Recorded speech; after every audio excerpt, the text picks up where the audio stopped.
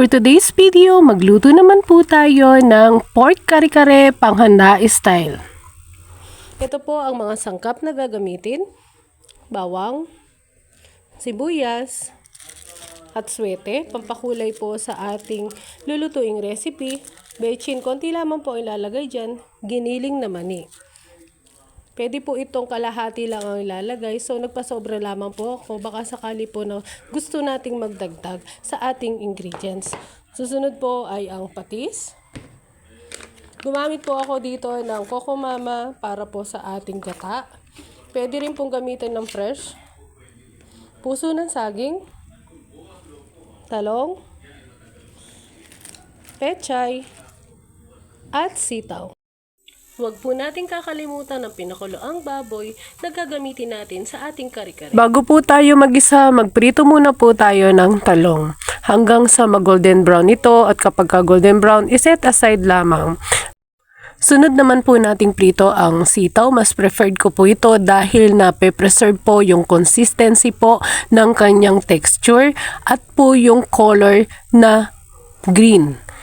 At ganun din po sa pechay, kung ano po yung ginawa natin process sa talong at sitaw, ganun din po ang gagawin natin dito. Next po, sa isang malinis na kawali, dagdagan po ng mantika at ilubog po ang atswete bilang pampadagdag kulay sa ating recipe.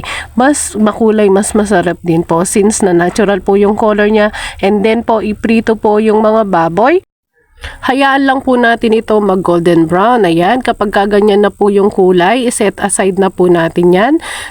Then, magdagdag po tayo ng small amount po ng oil. Igisa po ang bawang at sibuyas at susunod po, ilagay po ang ating binabad po na atswete na pampakulay po sa ating recipe.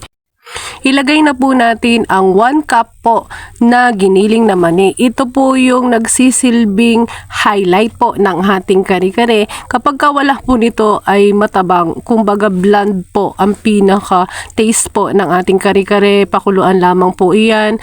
And then po, maglagay na po tayo ng gata. 400 grams po yung ginamit ko dyan. Yan po talaga yung hindi mawawala sa kare-kare dahil nagbibigay po yan ng creamy na lasa sa ating recipe. Haluin lamang ito at hayaan pong kumulo at kapag kumulo na, magdagdag po tayo ng patis at saka po yung pinagkuluan natin ng baboy kanina.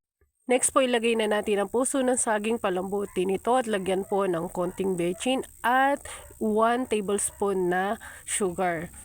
Yan, luto na po ang ating kare-kare. Ready to plating na po. Una po sa pagpa-plate, maglagay lamang po ng sabaw. Susunod naman po yung lahat po ng ingredients, kamukha po ng baboy at gulay.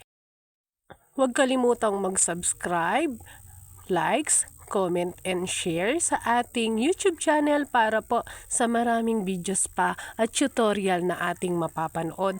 Nais ko pong malaman kung mula saan ang nanonood ng ating video para ma-shoutout po kayo sa ating next na gagawin po nating recipe. Sana po nag-enjoy po kayo sa inyong panonood. Maraming salamat po.